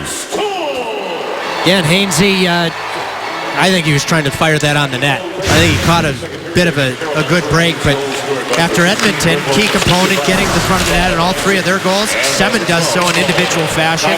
Their Lindholm does, and Ron Hainsey has his second consecutive good shift. Ryan Murphy now through center in the skates of Patrick Dwyer. A give back, Rissanen. He'll wrist it in as it goes all the way around. Along the boards now as Carolina floods that side. Murphy at the point, loads the gun, wide of Bachman. Played here by Ryan Hamilton, pressured by Rasmus Rissanen. Goes high in the air, it's loose and controlled by Matt Hendrickson back out. The veteran approaching McCall Jordan. Matt Hendricks to the outside. A little stutter step defended well by Jordan. Hendricks stays with it out of the corner. Tries to move it by Brad Malone. It pops out. Here's a chance. Right out in front. It was blocked by Ryan Murphy, and that gave Cam Ward a chance to cover up. And we get a break in play. Murphy had to be very sharp because a 2-on-1 for Edmonton's first goal, they can happen in transition, but they can also happen on the goal line. And Murphy's going to be caught in this situation. His primary job is the pass. That's why his stick went to where it did. You know, he's going to give that shooter coming off the goal line to Cam Ward. If he can steal the shooter at the last minute, that's a bonus. And there Murphy plays it well. Just about 14 minutes gone in the second period. Off the face-off. Derek Roy turning, defended by Semin. It pops back. Riley Nash for Alex Semin. Little chip and chase. Semin gets free. A penalty upcoming against Edmonton. Justin Schultz is guilty. We'll tell you about it when we come back. 5:51 left to go in the second period. Lucky Lindy on the doorstep, and Carolina is within one. PNC Arena. Justin Schultz is in the box for Edmonton as he took down Alexander Semin. Alexander Semin has changed the complexion of this game. After taking maybe an undeserved penalty that led to an Edmonton goal, an individual effort, scores a goal on a delayed penalty, and now Schultz has no stick, so reaches out with the free left arm. And the Hurricanes go to the power play with a chance to tie the hockey game once down 3-0 in this period. Second manpower advantage of the afternoon for the Hurricanes. 5:51 left in the second period. Off the draw. John Michael Lyles at the point, holding onto it from the wall. It's Jeff Skinner. All the way across, a good stick by Martin Marincin. Getting to it is Lyles. He'll settle it down. Moved along here by Semin for Jordan Stahl. This way it's Skinner. Skinner out of the corner. Good pass from Murphy. Murphy holding onto it. Delaying. Top of the ring, Skinner. He'll set up shop. Jeff Skinner now retreats. Moving out, Jordan Stahl defended well out of the corner. Broken up. The Oilers attempt to get it out. They do now with help from Boyd Gordon. Gordon, did you see the way that he got his stick on his less preferred face-off side all the way around the body of the linesman to try to create leverage? I have not seen a face-off man do it like that. Alex Semin, who gave the Hurricanes life in this period. He'll dart, fancy move right through everybody. Taken down, what a job by Alex Semin. Lyles' shot stopped by Bachman. Carolina will get a 5-on-3. Semin's trying to lead the Hurricanes back. He's drawn 2 penalties, scored the goal that gave him life. Here is just a crafty move to the middle of the ice that draws the hook. It's personal. It's going to give Carolina a 5-on-3. Will they call their timeout here? We'll have to wait and see. Bill Peters handling the power play. Rod Brindamore not available. He will be back Tuesday. And they are going to call their timeout. They did not call their timeout with the 5-on-3 in Chicago Monday night, and they didn't score. I think this is a good move. That was second period play 2. That was a turning point also. Todd Nelson, Keith Acton talk it over, and Bill Peters, as Tripp pointed out, will go over the strategy now. The Hurricanes have scored 1 5-on-3 goal this season. Edmonton has allowed 1, and our next telecast will be here Tuesday night. As the homestand continues, we will see the Columbus Blue Jackets, rivals from the Metropolitan Division, led by young Ryan Johansson. One of my favorite young hockey players in the NHL, Ryan Johansson, the MVP of the All-Star game in Columbus. I love Columbus's team. I know they're in a tough stretch of hockey right now. They've had injuries and then injuries and then injuries this season. I believe still in where their team is going. But right now it's all about this 5-on-3. And it's going to start with the face-off. I think you have Lindholm take this as a right shot. Yep, he's the right guy. This is a big draw here for Elias Lindholm. Faceoffs dominated today by Carolina. Lindholm, Skinner, Eric Stahl, Justin Falk, Victor Rask, group of 5 for the Hurricanes off the draw. Rask will locate the puck. Will stay patient. Now Falk. Rask will survey. Inside it goes Skinner. Rask again. Falk awaiting. Inside Lindholm between the wickets of Skinner now. Rask again. Justin Falk. Inside for Lindholm. He'll dart to the slot. Skinner scores! That's hockey, baby! You had to wait, and so did he. Skinner wresting the puck, getting it straight. Carolina will stay in the power play, and they've tied it.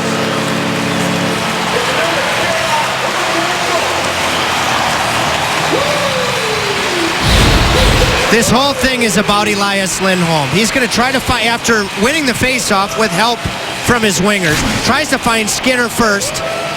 Skinner just misses, and then goes to Eric Stahl. So you see, it's like a quarterback going to different receivers, so he's not predictable. Eric Stahl is well covered, and here Jeff Skinner has enough time and space to go backhand, forehand elevation to tie the game. Carolina stays put for 90 more seconds on the conventional 5-on-4s. Jeff Skinner has tied the game. Out of the corner, it's loose. Getting to it now and in control, Justin Falk, and away with plenty of room is Elias Lindholm, and here he comes. The 20-year-old over the line gets after it. He goes deep, away from Mark Fane. Eric Stahl from the corner. Eric holding onto it this way again for Falk. He'll set it up and walk the line. Backhand dish finding Lindholm. Lindholm now in control, holding onto it now. From the half boards, Elias Lindholm double team. It's stolen by Matt Hendricks. He'll get it out. Boy, the faith, Lindholm. Right shot. He and Riley Nash are the only righties can take that face off to go with him. And he's been good on the goal line today. Eric Stahl in the zone, defended by Andrew Ferentz, who gets to it. He sets up Ryan Hamilton, who couldn't handle it. Second chance for the Oilers, wheeled out here by Nugent Hopkins. It's one of the reasons I want to see Lindholm grow into being a centerman. If you can ever get him to be a confident man, wins over 50%, then you have some lefties that can win, and then you have a go-to righty. He gets the secondary assist. Primary helper on the goal, Eric Stahl. Skinner is 17th. Power play marker, 15-23. 18 seconds left in the manpower advantage, and a final push for Carolina. They have rallied with 3 goals in succession. Alexander Semin, Elias Lindholm, and Jeff Skinner. Murphy, Semin, through the middle, Jordan Stahl at the flex wide. Loosened back of the goal. Getting to it, the Oilers' defense now dumped out by Oscar Klefbom all the way down to Cam Ward. Simmons had his biggest leadership stretch as a Carolina Hurricane in this period today. John Michael Lyles lays it along for Nathan Gerby just inside the line. Ryan Murphy is up. This way for Semin. He'll cut. Carolina is offside. Semin takes a penalty that I thought it was a reputation penalty that leads to an Edmonton power play goal. 3-0, scores an absolute highlight reel goal. Not giving up on the play. Then draws not 1, but 2 penalties that lead to a 5-on-3 at 3-2. And you'd have to say that it was Alexander Semin, down 3-0, that didn't give up on this game, and the guys decided to follow him. 2:39 left in the second period. Off the draw, Osterley in control, out to center ice. Wheeled along by Nail Yakupov. Icing is called here. We'll take it back in Edmonton territory. And just in terms of the facets of the game, Carolina was being beaten to the front of their net with regularity, and now all 3 goals, whether it be even strength or a delayed penalty or 5-on-3, they've been able to get to that boardwalk and convert. And the big story of the period, Alexander Semin, who triggers all of this and continues to draw that penalty, which created the opportunity to tie the game. Shot taken, it goes high, a whistler from Brad Malone. Loose out in front, Teddy Purcell in control. 2:19 on the clock left in the second period. Edmonton back out to center, Ryan Murphy. Paired on defense with Rasmus Rissanen. Rissanen angles a pass for McClement. Purcell coming all the way back. Teddy Purcell picked off by Ryan Murphy. He'll go wide. Murphy's in, possible chance. Shut down by Bachman. Loose in front, it kicks around, and Jordan Osterley gets to it for Edmonton, and away they go. A lead pass for Derek Roy. Roy in the zone, has room. It goes wide. It careens across to Victor Rask in combination with Brad Malone. Here they come. Malone goes wide, holding onto it. Osterley will steal the puck, get it from the official as the Oilers attempt to get it out. Osterley will play against his college teammate tomorrow, Danny DeKeyser, both Western Michigan products. Some good defensemen coming out of the Bronco program. Lindholm out in front. Eric Stahl rejected by Bachman. They whack at it right out in front. It's still fought for. Kicks out to Elias Lindholm. He's pummeled by Derek Roy. Now Yakupov along the boards and back out. 1:15 left in the period. Ron Hainsey coming back for Carolina. Was by Eric Stahl, rejected by Keith Ollie. Ollie knocking it down from Stahl. Laid along the boards now, and a steal. Victor Rask. Drop pass for Hainsey. His shot turned out by Richard Bachman. Loose to the back of the goal, where Eric Stahl is positioned. Eric Stahl now in control. Hands it off to Victor Rask. Hainsey calls, shoots one. It's blocked. Hainsey got it back. Out of the corner, Keith Ollie, who had the block, attempts to get it out. Loose to the corner. Eric Stahl sets up Lindholm, who overskates. Keith Ollie tries to clear. He succeeds. And Stahl takes a goalie interference call, but then sets up Jeff Skinner for the tying goal. So we talk about Semin taking a penalty and then his response. The captain did so too. The Canes scored on the power play today, so you can stop by any participating Bojangles between 5:30 and 10 a.m. tomorrow morning and say, I'm a Caniac and it's bow time, to get your free Bojangles Bowberry Biscuit. Log on to CarolinaHurricanes.com/Bojangles for rules and participating locales. Off the draw. Worked along by Ryan Murphy, back for Jordan Stahl. Rissanen. Center zone intended for Nathan Gerby. Matt Fraser coming back. Here's Mark Fane. As the Oilers attempt to break out, and Carolina, as we see, takes over. Ryan Murphy, 15 seconds on the clock. Now Gerby's in the zone. Jordan Stahl thinks about it. Here's Murphy. He'll delay. Shot taken. Turned out by Bachman. The rebound is blocked. Jordan Stahl with an opportunity. 4 seconds left in the period. It goes to the corner as they scrum for it at the horn. That'll do it. It's a new story. As the game has leveled off, Carolina down by 3, comes storming back. Elias Lindholm, a big part of it. Be Tripp's guest for the PNC Bank second intermission. We also have NHL scores and highlights. So 2 in the books here on Military Appreciation Day, and the Hurricanes are in the trenches and working hard to complete Edmonton 3, Carolina 3 right here on Fox Sports Carolinas.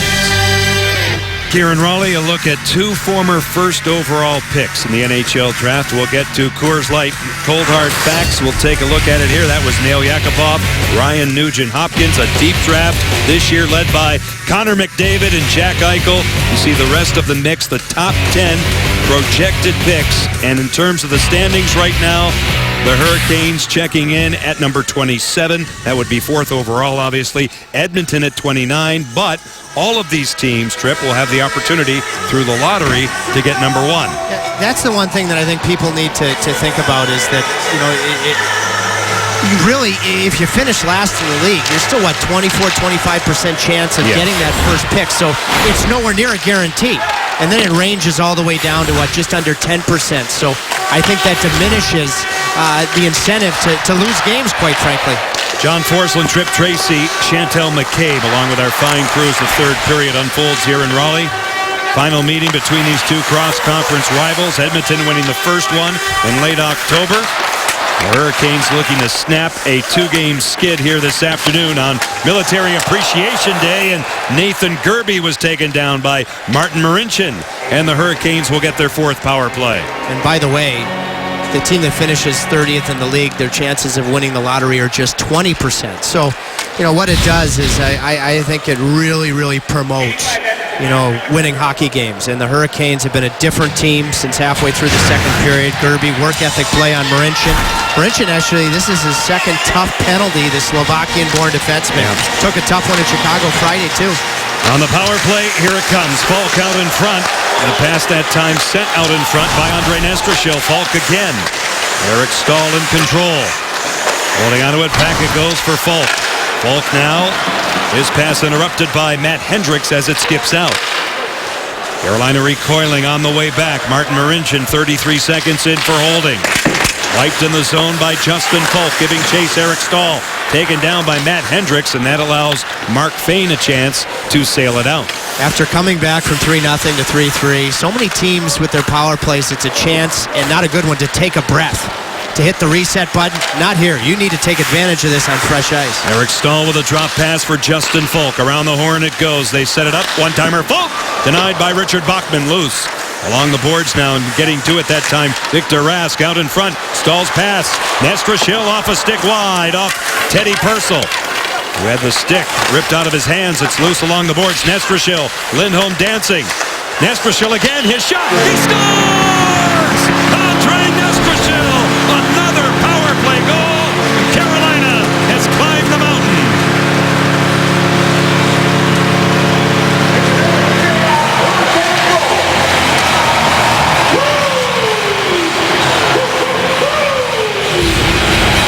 Purcell had blocked a shot, and now he's going to lean on his stick and recognizes it's broken. And now he comes up here to go to the bench, and the Hurricanes knew it. And that helps to create this seam for Lindholm to find Nestrashil, and Nestrashil beats the goaltender through a screen to score to give Carolina their first lead of the afternoon. It looked like Klefbom had prohibited the goaltender from seeing that puck, the smaller Bachman. Carolina 2 for 4 with a power play right now. Andre Nestrashil gets the goal right here, delaying to the absolute perfect time. Yeah, if you're Devin Dubnyk, you can maybe Friday night here in Raleigh at 6-6, so you can see around Oscar Klefbom, but not Bachman. And the Hurricanes, that is a very, very important power play. They catch a break with the broken stick, but with fresh ice, you cannot just allow that 2-minute span to go by without really urgency. Young Czech and 2 young Swedes combine on the power play goal. Elias Lindholm, Victor Rask, they get the assists on the goal by Nestrashil, his 5th goal of the season at 1:40. And the Hurricanes have the 4-3 lead. That's the old Corey Stillman rule. Purcell, if you're not sure if a stick is broken, you're killing a penalty, do not lean on it. I'm not sure it would have not broken anyways, but you could still then use it to get in a passing lane. It's once it breaks, you'll take a penalty if you do. Back it goes. Osterley from the point, blocked on the way through by Rissanen along with Jordan Eberle as it kicks out, and here come the Hurricanes out to center ice. Jeff Skinner, he'll fish it in on Richard Bachman, who leaves it there. Edmonton now attempting a breakout with just about 3 minutes gone in period 3. Ryan Hamilton in control. Knocked out of midair by John Michael Lyles. Edmonton would have been offside, and now Dwyer will feed it across. Mikhail Jordan. Back again for Lyles. A quick up, indirect fashion. Was off the stick of McClement, in on Bachman. The Oilers come back. It comes back out to center ice. Lyles is there. He'll slam it ahead. Look out! He almost caught Richard Bachman. Hit a stick. Lyles meant to dump the puck. Caromed off of an Edmonton stick, and Bachman maybe makes his best save of the day. This has been a strange game. Now Hamilton out in front. Hendricks is there. A good defensive stick by Patrick Dwyer. As it ricochets out to center ice, Hendricks wheels it across for Keith Hawley. He's negated by John Michael Lyles on the way through. Mikhail Jordan pressured on the forecheck, loose along the boards. Jordan Staal will turn back and lay it across. Here's Lyles. Lyles moves it by Keith Hawley and all the way back in on Bachman. Jordan Eberle with 3 points today, holding onto it. Back out to center ice. Along the boards, Nugent Hopkins. It eludes Keith Hawley. Nathan Gerby gives chase for Carolina. Over skating, Jordan Staal, but he got it back. Jordan Staal, a handoff, broken up by Andrew Ference and back out. By the way, for the Oilers, this has been the exception to the rule. They just haven't been able to score. They've been playing better defense. This is a departure from their recent games this afternoon. Inside again, Nugent Hopkins. Eberle turning from his own zone and back out. Back pressure, good job by Nathan Gerby on him. A penalty will follow. Carolina touches up. Edmonton goes a man up. I thought there was a chance Eberle was going to get that penalty in the neutral zone, which would have definitely represented the type of afternoon he's had. So good at one point. I thought he was going to get a slash right there. Gerby didn't like it, but not a time to retaliate with all the momentum. Here's that crazy bounce off of Hamilton, the Edmonton forward stick, and what a save by Bachman.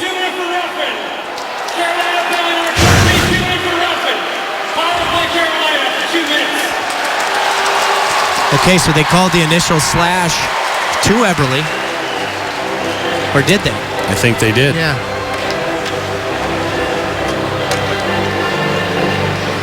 They've yet to put the penalties up on the scoreboard, but it looks like Eberle will get the penalty initially, then they each get 2 for roughing, and Carolina will get the power play.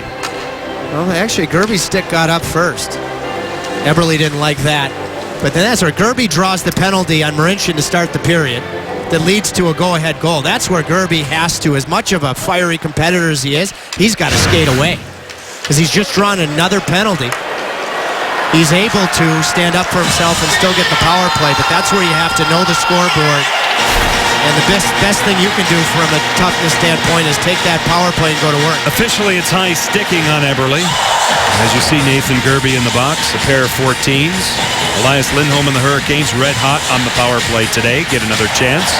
50% so far. He a big part of it. Boyd Gordon will shorten up on the stick way down and attempt to power it back. Off the draw now, loose to the wall. Matt Hendricks will send it back. It skips around. Andre Nestrashil out of the corner. He's defended by Mark Fane. Just about 5 minutes gone in this third period. To the point it goes for Justin Falk. Here it comes, denied by Richard Bachman. It stays in play.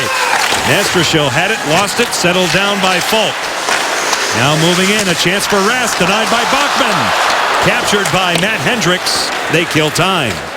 Nestrashil has had his assist streak that was stopped against Minnesota Friday. Has a goal here in this period. There goes to the front of the net. Gets a piece of that shot with his net front. Justin Falk will clear it in. Andrew Ference stood up by Victor Rask. Eric Staal in support of him. Oscar Klefbom tries to negotiate out. Here's Elias Lindholm. Lindholm's pass comes all the way back. In the Carolina zone, they start again with 1 minute left in the power play. Again, with the trade of Yuri Tlusty, that's where Nestrashil got the chance to be the net front guy in this power play unit. I think he's run with that chance. Falk off the end wall. Getting to it for the Oilers now, and attempting to get it out as Andrew Ference knocked down by Jordan Staal, brought out by Klefbom. All the way in on Cam Ward, who leaves it there for Ryan Murphy. With that much time left in the power play. Young Murphy now out to center ice. He'll quarterback. Send it back to Jeff Skinner. Skinner at the line. A handoff doesn't click with Jordan Staal. Skinner, though, follows it up. Taking a swat at it. Matt Hendricks. It goes deep. Martin Marincin hard around. Choked off by Semin. It's loose. Holding it in, Ryan Murphy. Murphy rights the ship again. A handoff to Skinner. Skinner from the wall. Edmonton peeling back. Skinner diagonally across. Skate the stick. Lyles. Murphy, a one-timer blocked by Gordon. Murphy gets it back. Skate the stick. Skinner is shot. He scores! Hey, what do you say? Jeff Skinner, 5-3, Carolina.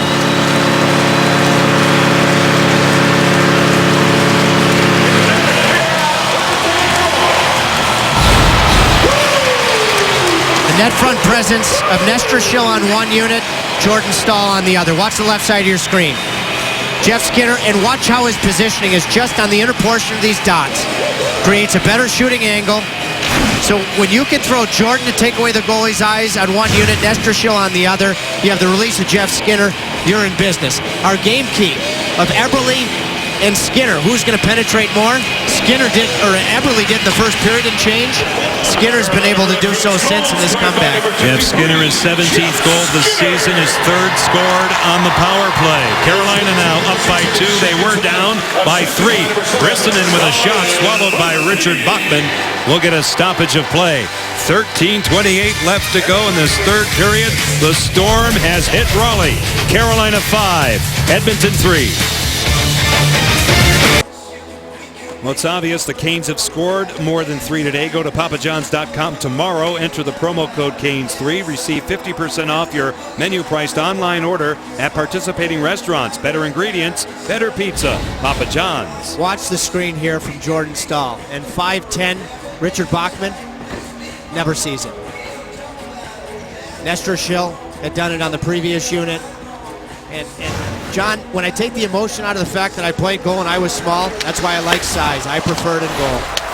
2 goals this afternoon for Jeff Skinner, both scored on the power play. Held in by Mikhail Jordan. Jordan a handoff. Rask goes inside to Eric Stahl.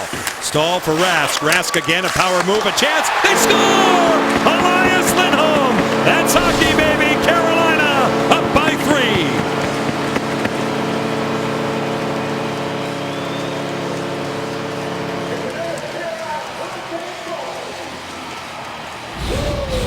What an afternoon for Elias Lindholm. There he is, far side, strong side, hash marks, gets out of the way now. Little looping pattern behind the net. And Victor Rask gets the puck to the front of the net. Yeah, he's trying to find Lindholm. Broken down coverage, that's the downside, I would say, of Schultz's game, the former Wisconsin Badger, making play in his own end. Those aren't the strong suits of who he is. And Lindholm now has 4 points on the day. Wow. Amazing game. It really has been 2 different stories, and Carolina right now pouring it on. Down by 3, up by 3. As the Hurricanes now wheel it back out to neutral ice. A steal here by Edmonton's Teddy Purcell. He'll dump it in. Boy, this for both Semin and Elias Lindholm. And we might look back at this day in this wild, wild affair with what both Lindholm and Semin have done. So important. Elias Lindholm, 13th goal of the season. His 2nd goal today. Victor Rask and Eric Stahl help out at 6:49. Mark Fane back out to the center zone and all the way back. Mikhail Jordan paired on defense with John Michael Lyles. His homestand will continue. Tuesday night, Columbus is in town. Thursday night, it's the Dallas Stars. Now Matt Hendricks elevates the puck back out. How about Bill Peters not shuffling his lines? You know, we know he does it quickly on most nights or days, and here he's stuck with them at 3-0, and it's paid off. He's content right now. Tonight on Fox Sports Live, we've got all the news from the world of sports, including highlights of a full day in the NBA and NHL. Fox Sports Live is tonight on Fox Sports 1 and streaming live on Fox Sports Go. One more point. What if Bill Peters, when the team was lifeless, had burned his timeout, then wouldn't have had it available for that key timeout before the 5-on-3, which led to the tying goal? Good point. Comes all the way back. Bill was not happy, to say the least, after the Minnesota game on Friday night. And he was wide open with his comments. The first time this season that's happened. And the Hurricanes took a while to get to their game here against the Edmonton club, who came in after a good effort in Chicago on Friday night. But still time left. 11:33 left in this third period, as the Hurricanes are attempting to stop a 2-game skid this afternoon. Alex Semin, a big part of it. Skinner loads the gun to the open corner. Ryan Hamilton back on it. And away go the Oilers back out to center ice. It goes by Riley Nash all the way back in the Edmonton zone. Jordan Osterley lays it along the boards and back. Ryan Hamilton, a handoff for Teddy Purcell, who knocked it out of midair. He's run into by Rissanen. Nugent Hopkins shot denied by Ryan Murphy. And it goes out of play. Renew or purchase your 2015-16 season tickets and choose from full season, 22 game plans, or 11 game plans. New this season, fans will get the opportunity to choose which games are included in the 22 and 11 game flex plans. Visit CarolinaHurricanes.com/tickets or call 866-NHL-CANES for details. If people like stocks, they can go to the stock exchange. That's what I liked about Bill Peters and what he said after the game Friday. It wasn't stock. And to me, that sells the game. When you get that type of true honesty, I think it's terrific. Out of the corner, Clefbaum on Nathan Gerby. Shots as you see, Carolina 35, Edmonton only 15 on Cam Ward. Nugent Hopkins along with Jordan Eberle, who has the puck, each have 3 points today as it rolls all the way in. Justin Falk, a reverse for Ron Hainsey. A fancy pass, look out. A goal. A bad turnover right onto the stick of Ryan Nugent Hopkins. Edmonton down by 2.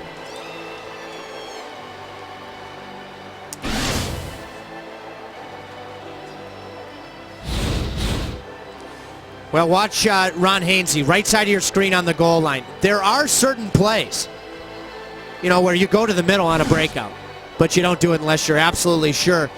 And this is the second tough interchange going to the middle from Hainsey to Jordan Staal in as many third periods. Remember, he tried to do it on Friday night, and Zach Parise scored a rebound goal. And it doesn't take much of a turnover for Ryan Nugent Hopkins to show on the same side he beat Cam Ward in the first period. What a sensational shot he has. And his second career hat trick for Ryan Nugent Hopkins. And now Edmonton back in the neighborhood, so to speak. 10:18 left to go in this third period. Nail Yakupov back out. They'll hand it off to Derek Roy. Roy off a body, blocked on the way through by Rissanen as it comes all the way back. Unassisted goal in the turnover by Ron Hainsey. Nugent Hopkins, his third today, 19th of the season at 9:31.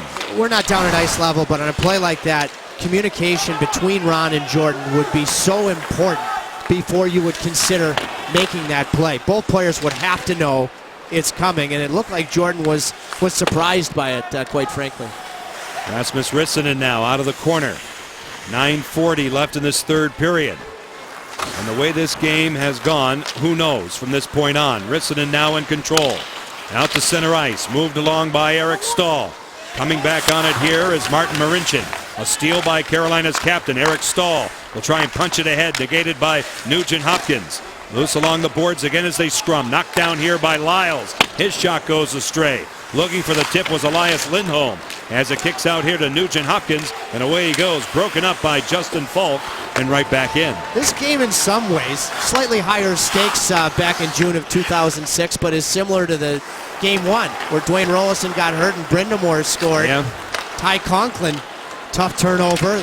Edmonton had the game completely in control in the second period in game one in the finals too. That's right.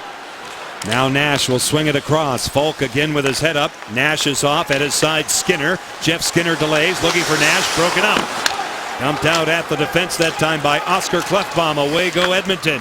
Rob Klinkhammer moves it in for the Oilers. Getting to it. Matt Hendricks. He's crunched by John Michael Lyles. Klinkhammer in back of the goal. He'll dangle off the paddle of Ward. Played here by Alex Semin. Semin back in his own zone, reverses. He's double teamed, and Clefbaum is in control. Oscar Clefbaum now off the boards, in on Ward, who leaves it for Lyles. Lindholm, who has 4 points, was actually 2 years younger than Clefbaum, but invited to the World Junior Training Camp. Clefbaum made the team, was part of the all-tournament team. Mika Zibanejad scores in overtime, and the Swedes won the gold medal in Calgary. Out of the corner. Jordan Staal grinding for the Hurricanes. Nestrashil in support. Jordan out in front off a stick. Off Schultz, shut down by Bachman. A tough angle for Kirby. Along the boards now. Boyd Gordon moves it back. Ryan Hamilton had it, lost it. Carried out here by Jordan Eberle. Justin Schultz, a headman pass for Eberle at the line, defended by Rissanen. It comes all the way back in. Here's Mikhail Jordan. Along the boards, anticipating on a change. Andrew Ferentz, it's loose at the point. Osterley off a body, regained by Nestrashil, and back out. Camped out is Gerby. He'll button hook. Nathan Gerby, Carolina in the process of a change, so alertly it goes back. Ferentz off the bench, the Edmonton captain, immediately pinches down offensively. The Hurricanes wingers are going to have to be ready for that. Carolina touching up offside. 7:10 left to go in the third period. A great afternoon on Military Appreciation Day for Elias Lindholm. Carolina 6, Edmonton 4.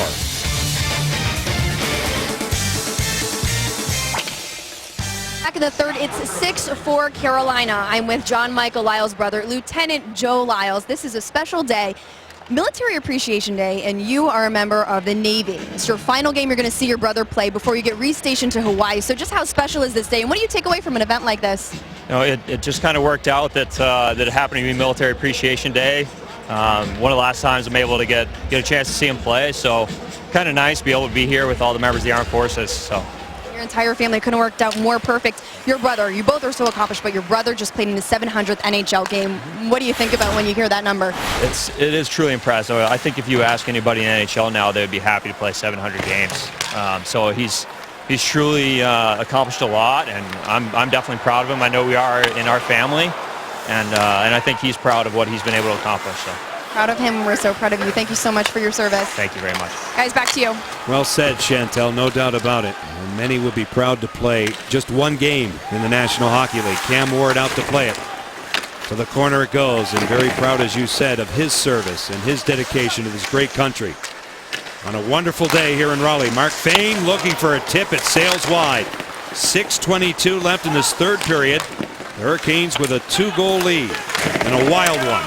Out of the corner, Jordan Eberle to the point. Matt Fraser now, shot taken by Derek Roy, goes wide, broken up by Justin Falk, and back out. The Oilers are definitely pushing. They got something from that third Nugent-Hopkins goal. Jay McClement coming back. Ron Hainsey now in the skates of Pat Dwyer. Carolina will survive that. Nathan Gerby now along the boards. Outside the line, Pat Dwyer, cross corner, and the Hurricanes get a change. Tells you about the depth of Hainsey's confidence. He goes right back to the middle of the ice. To the corner now. Dwyer lays it inside. Derek Roy deep in his own zone along the glass and back out. 5:35 left in this third period. Ryan Murphy paired on defense with Rasmus Rissanen back out to center ice.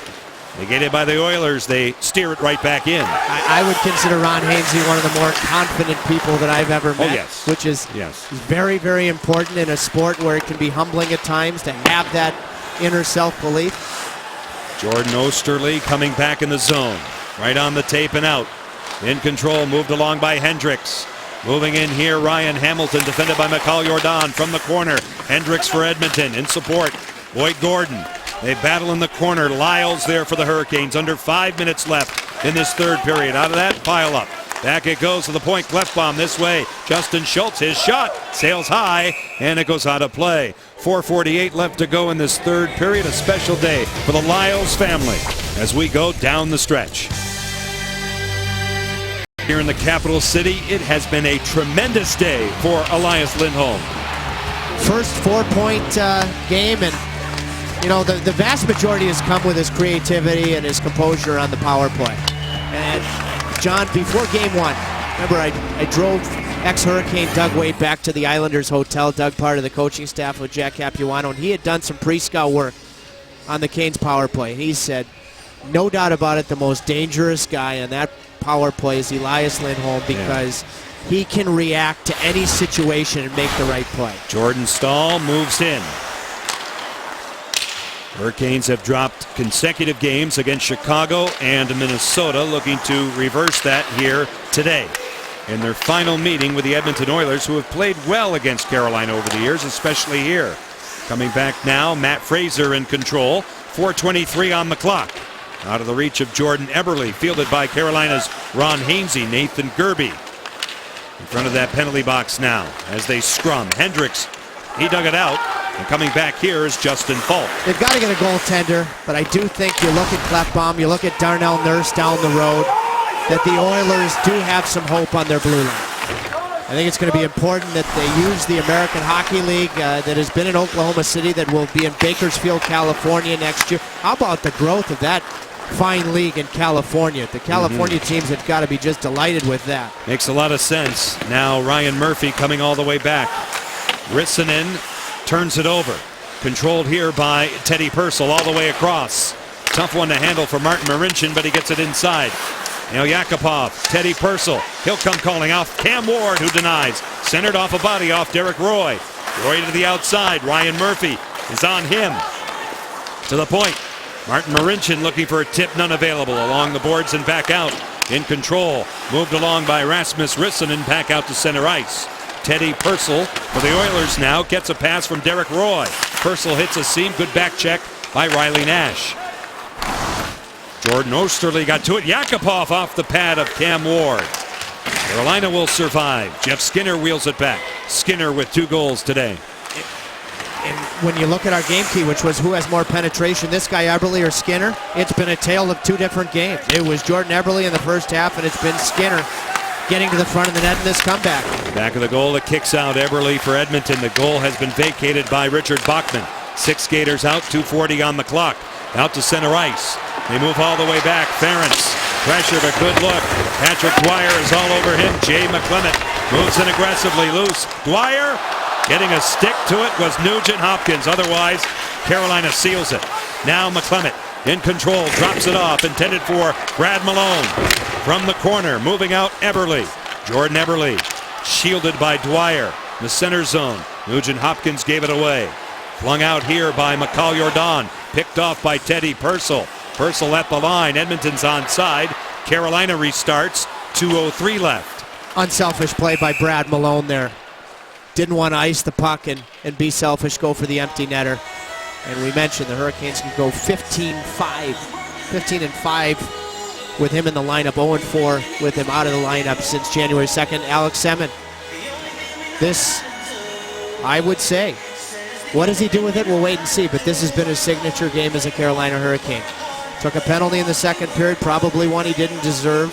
Scores an absolute highlight reel goal to give the team life, down 3-0. Draws 2 penalties that lead to a 5-on-3 goal to tie the game. So what does he do with what he has done today?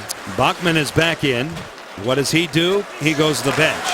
With just under 2 minutes left in this third period. Clefbaum, Justin Schultz. Edmonton in a back-to-back situation. They are at Detroit tomorrow night.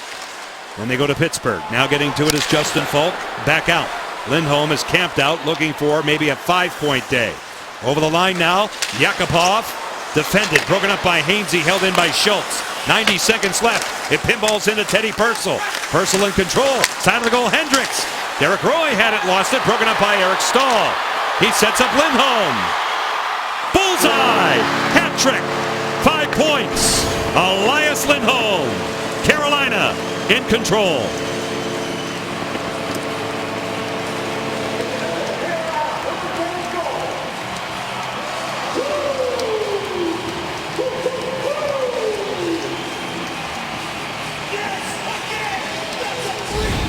How this play started completely shows how this game turned. Carolina, you could drive a semi through the front of the net in the first half. You see all the numbers, including Justin Falk here.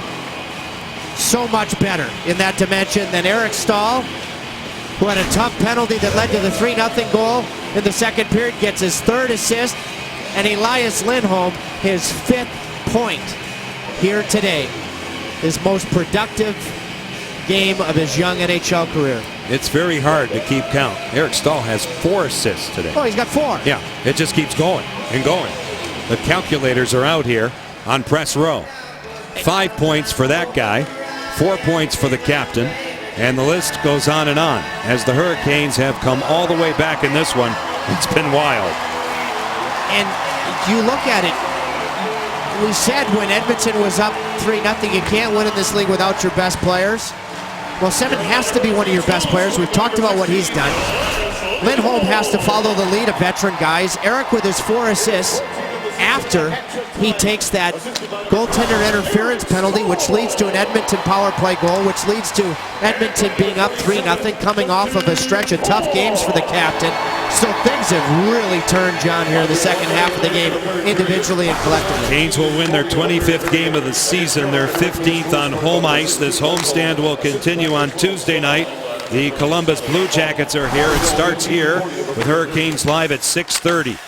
40 seconds left in this third period. Down 3-0. Carolina on top now 7-4. Through center ice. Jay McClement, peppered by Rob Klinkhammer. Now Martin Marincin will circle away. Carolina with 35 shots on Richard Bachman. In control now, Ryan Hamilton. He'll lay it along. McCall Jordan coming back. It took a while to get to the response. after 2 lackluster games against Chicago and Minnesota. But they did climb all the way back here today on a day in which we appreciated the military and all they do for us. The Carolina Hurricanes reward them and the rest of the Caniac Nation with a 7-4 victory over the Edmonton Oilers.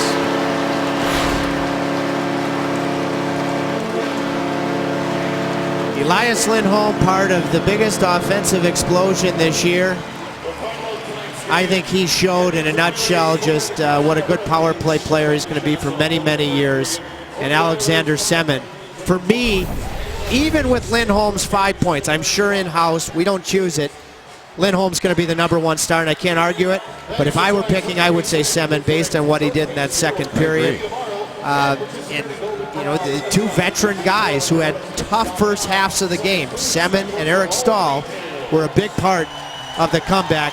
And the younger guys, primarily Lindholm, Skinner did a nice job too, were able to catch fire and put together just a sensational second half of the game on Military Appreciation Day. 2 points in the standings, and we appreciate the Carolina Ale House for their donation once again, $200 to the Kids and Community Foundation for the win here today. I'm in total agreement with you. Alex Semin was the burst of energy the Hurricanes needed here this afternoon. There's no question that Lindholm, with 5 points and a career game at his age at 20, will likely be the first star, and should be, as we await that here and we see a member of the Alexander Semin faithful in attendance here today, as he was outstanding in the second period when the Hurricanes needed a turning point. He was able to accomplish that. 4 points and leadership from the captain here this afternoon. Again, like the team, a tough start, but he responded, and he is the 3rd star. Jeff Skinner is the 2nd star with 2 goals, both scored on the power play this afternoon. And the 1st star with 5 points. And the hat trick, 20-year-old Elias Lindholm, the #1 star, in a 7-4 victory. And for that, he'll sit down with our very own Chantel McCabe. All right, Elias, 5 points today, your first career hat trick. Just tell me, how you feeling right now? It's a pretty good feeling. That's all? Yeah, I mean, after that hat trick in the preseason, I didn't think I would get another chance to get the hat trick, so it was nice. Your team was down by 3, dug deep. How did the team pull off this comeback and score 7 goals today? I mean, Sama's goal there was huge for us, so I think that was when the game turned over a little bit. Alex Semin with an incredible effort in that second period. What did he bring to this game today? I mean, I thought he was playing really well. He bring 3 penalties there and had a lot of shots, so it's good to see him. Power play came up big at just the right times today. You looked pretty comfortable out there. How comfortable are you feeling? I mean, guys made it pretty easy for me today, so it was a lucky day. Congratulations. Thanks. John, back to you. Thank you, Chantel.